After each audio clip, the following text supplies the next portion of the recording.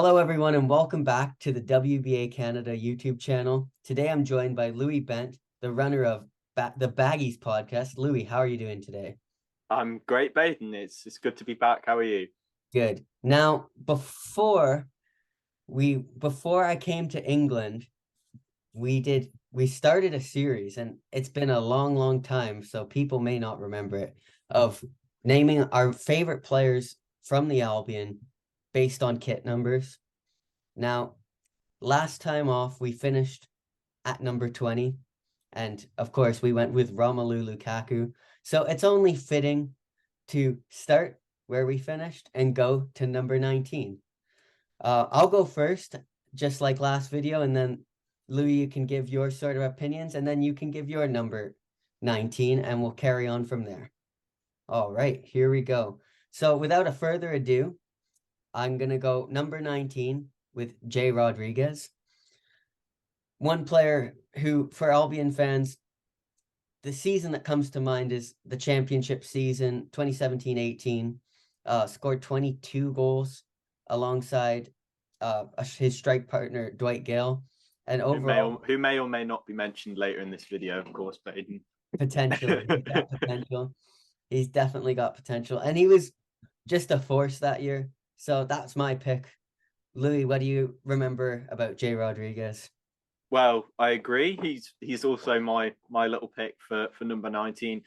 Just a really good finisher, and I think in the Premier League he showed a bit of it, but then when we got down to the Championship and alongside Gale, I mean, they were just ridiculous together. I think it was a real cheat code to have them both in the same team. And yeah, I mean, it's amazing to think that we had those two players at the same time scoring, what must have been 40 plus goals between them over the course of that 18-19 season. So yeah, I've gone with Rodriguez. I mean, Sawyers is another one that I thought about, but then I thought, do I want goals over own goals, perhaps, from Romain Sawyers, maybe? And then there's John Swift in there currently. But then again, I think Rodriguez, obviously, I think he's the obvious choice, Baden. I think yeah. We'd probably both agree on that. But yeah, his goal scoring ability it was second to none for us. Yeah, and it's really a shame for him, because the next season we ended up getting back to the Premier League. Had he had some of the similar players we had the next season, if we had the same stable squad that we had the next season, but instead of having Charlie Austin and Cal Robson-Kanu, we had Dwight Gale and Jay Rodriguez, we would have ran away with the league, and that would have potentially rose their stock in the minds of the Albion supporters. So yeah, it's tough.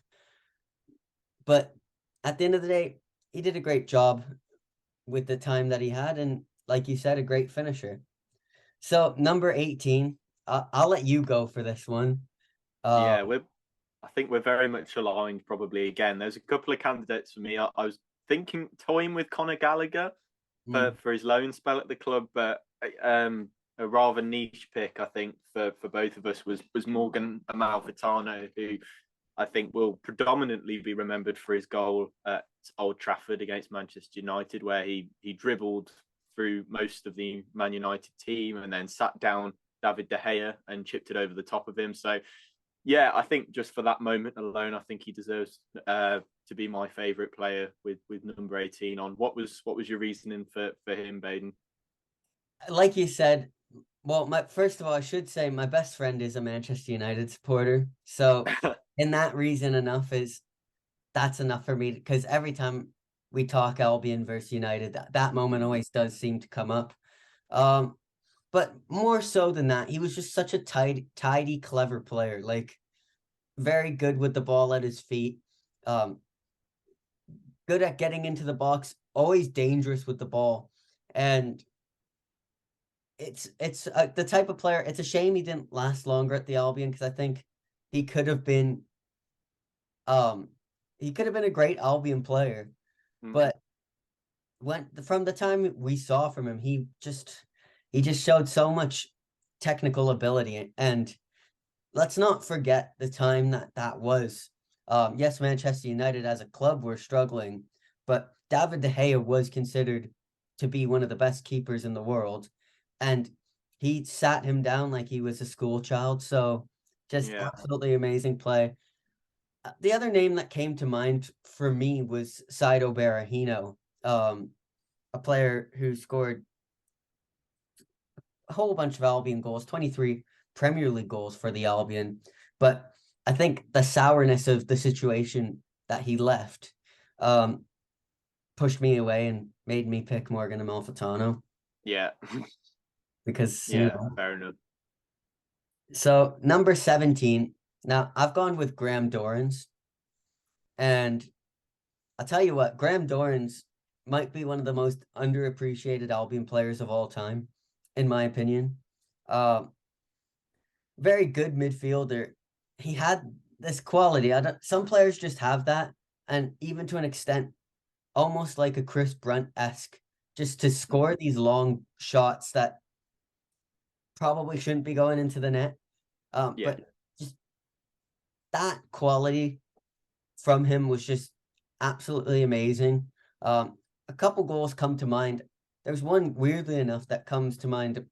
We played QPR, I believe, and he got the ball from outside the 18 and just took a shot and right into the bottom right corner, I believe it was.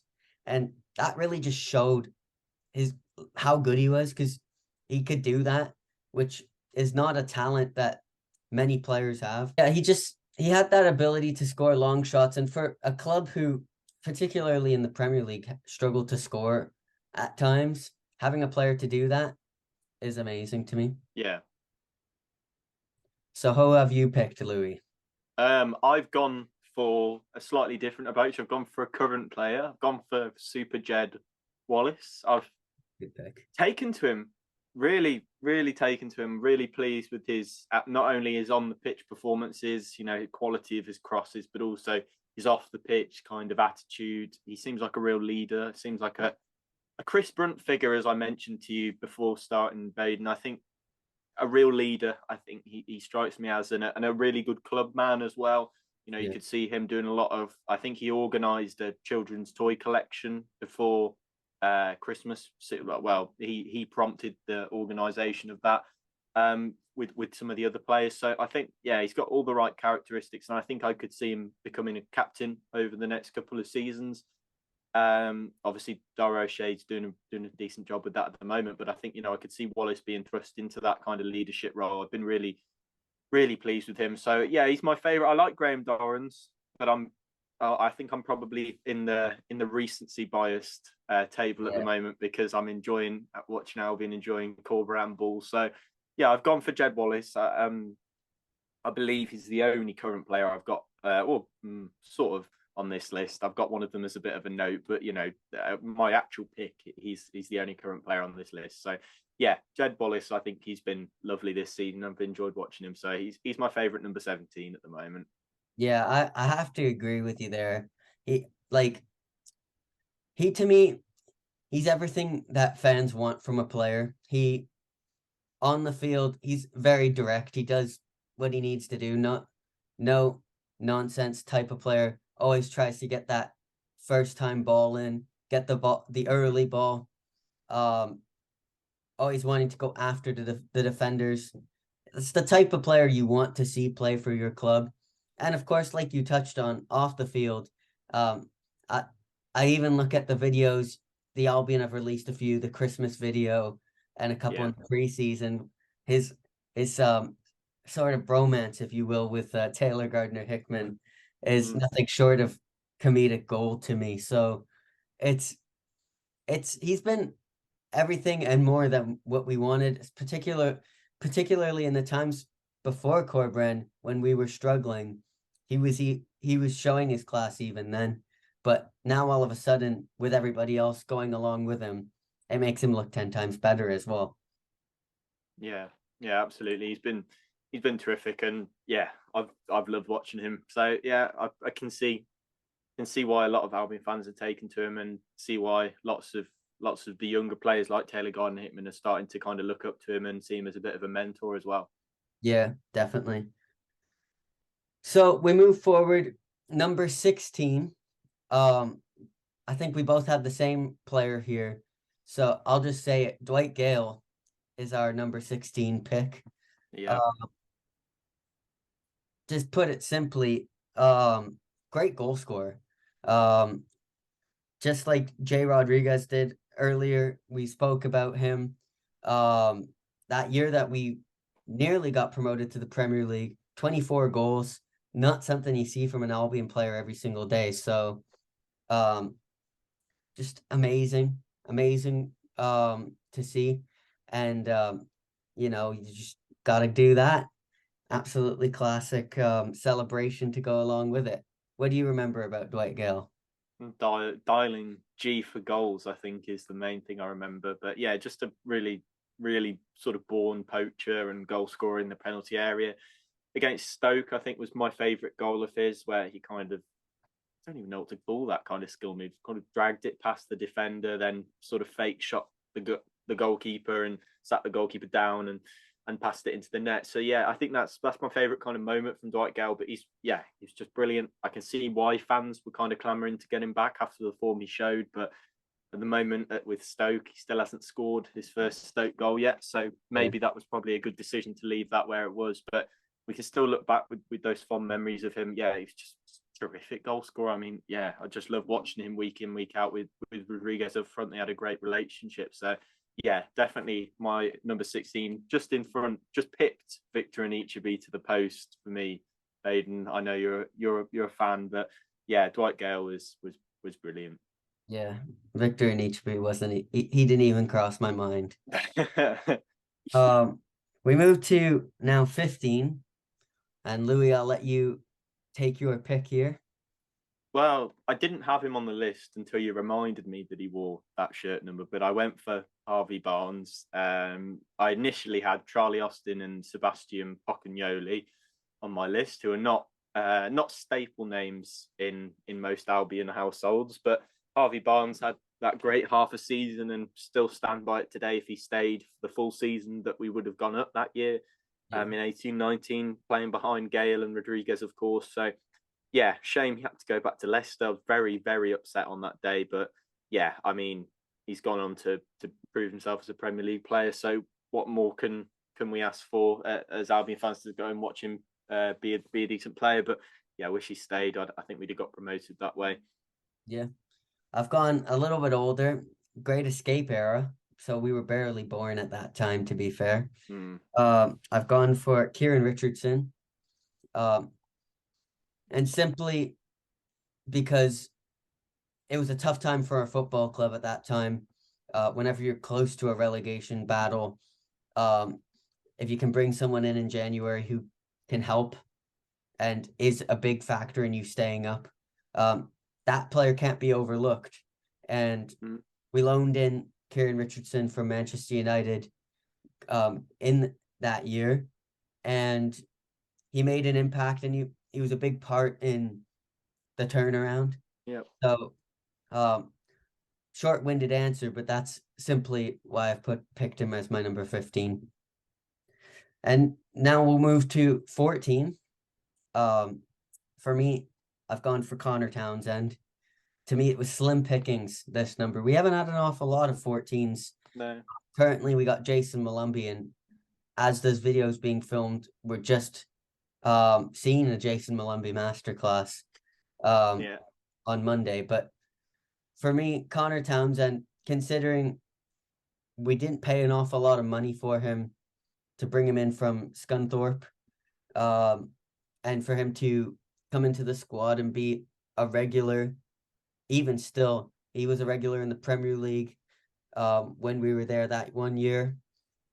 I think it's a good move from the money standpoint, because, you know, whenever you can have someone come in at that cheap a price and be a part of your squad and be an effective part of your squad, that's a great thing for a football club. Now, I'm not going to lie to you. At this moment in time, Connor Townsend is not my favorite Albion player. He's had a tough time this year. He's had a tough time for the last couple years, I'd say, for the Albion. But that's my pick for 14. Yeah, I don't blame you for going. We're very sparse for number 14s. I like Malumbi though. Really enjoyed his performance over the past couple of weeks, really, against Preston and and against Reading at the weekend, especially, he was brilliant. But I've gone for slightly older face in Jerome Thomas, who I can't admit I was a massive fan of when he played for the club, but he was very helpful in the promotion season under Di Matteo. And then in the Premier League, he scored a goal against Arsenal, which I think a lot of Albion fans remember. That was at the Emirates. So stuck him in there for that. And as you mentioned, Baden, before we went on air, he was on the pitch for the 5-1 win over Wolves. Maybe he got an assist or something. So yeah, in a Albion world of little 14 options, I've gone for Jerome Thomas, which, yeah, I think it was slim pickings, but we've gone for him. All right, so we get to number 13, Louis, and again, it's a slim pickings for this number. It's obviously the unlucky number, so not many have worn it in the Albion's history. I personally went for Boaz Myhill, who, to me, he was a backup keeper for the majority of his time for the Albion, but when other keepers have gone down, he's been such a useful player to have on the squad. Came in and did the job just as good as the other keepers might have done. What comes to mind to me is him playing in replacement of Ben Foster when he's had long-term injuries. And he's an interesting player to think about because he brings back memories beyond the football pitch of seeing him play in the United States. A few things. When I met him, I remember, this is something I always remember meeting him.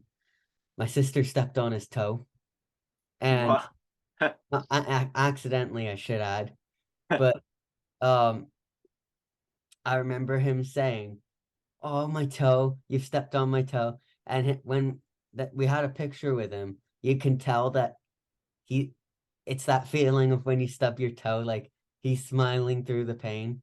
So I always remember that. And the other thing with him was his interaction with the American fans, because playing against teams in the division right below the MLS, they had their supporters group there. And I remember him at the end of the second game that we went to, I believe against Richmond, the Richmond Kickers. The game ended and he went and ran and jumped into the stands with their fans.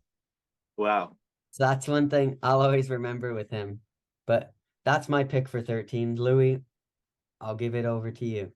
I am on the same wavelength. I mean, I don't think anybody wants number 13, but clearly, it's a good number for a second choice goalkeeper. I think when I think about those natural sort of squad numbers that you like to do, I think 13 should be probably second choice goalkeeper after your number one. So yeah, I remember his penalty save against was it Robin van Persie at Old Trafford when he was filling in for Ben Foster. But yeah, that's kind of the most we saw of him really, was when Foster was injured or whatever. Is most of the time, and I remember him coming on in that that kind of luminescent green goalkeeping shirt with the bow dog in the middle. So yeah, that's my main memory of him, that penalty save. But yeah, we only really saw, and he gets bonus points for still being a goalkeeping coach at the club at the moment. So that's always nice to get him further up the pecking order of 13s, even though there's probably really only one option from our lifetimes anyway. Yeah, the only other player I can think of who's worn 13 for us in our lifetime is Kamil Grzycki.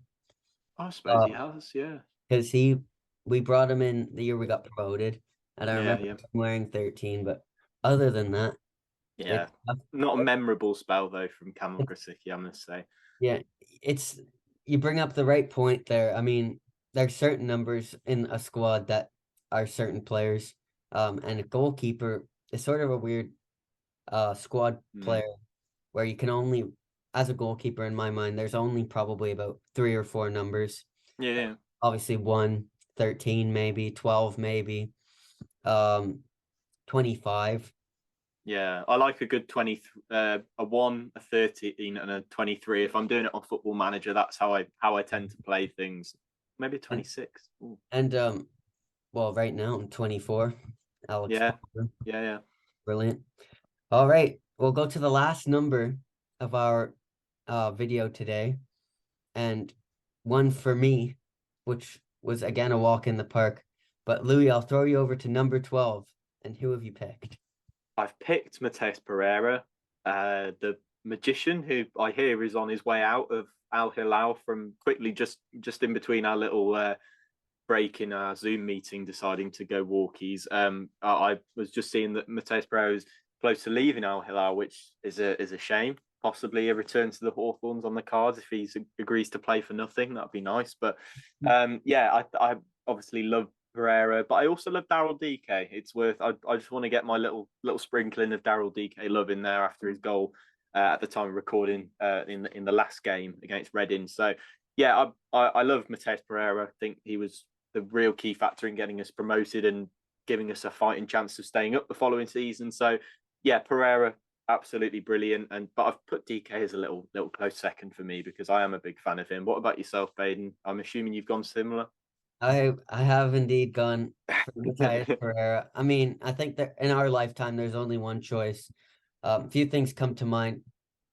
In my opinion, now you could talk about something that came afterward, but the moment against QPR, this celebration when he yeah. That moment for me was just that was when he solidified himself as a star for the Yeah. Albion. Like you said, a magician, the type of player you build your squad around. Attacking. Personally, for me, this might be an interesting take, but without Mateus Pereira, Grady Diangana doesn't have the season that he had that year because there's so much attention on Mateus Pereira. When he get the ball, he attracted defenders like a sponge. So he just he was that type of player. We love seeing that type of player. He's one of them who, and we haven't had that many of them, unfortunately, in the last little bit where he gets the ball at his foot and you know that something could happen. Yeah. And he could pull something out special. So Mateus Pereira, easy pick. Cap it all off with the promotion. Talk about the next season. He scored 12 goals for the Albion in the Premier League. Admittedly, a few penalties here and there. Yeah. The one that most Albion fans, well, the two, I guess, big moments in the Premier League for Mateus Pereira would have been the Wolves game, this one. Yeah. And of course, his ability in the Chelsea game, because I mean, fair few people might forget the fact that we dismantled Chelsea at Stamford Bridge. I've got a couple of Chelsea supporting friends. Don't worry, Baden. They haven't forgotten because I remind them on a probably weekly basis that it happened. So don't worry, that they personally won't be forgetting in a hurry. Yeah. So it's for me that right there is enough for him to be my pick. And again, these numbers near the end here are a little bit weird because we haven't had an awful lot of players playing in 14, 13, 12, even 15. So slim pickings, but Pereira is an absolute quality player.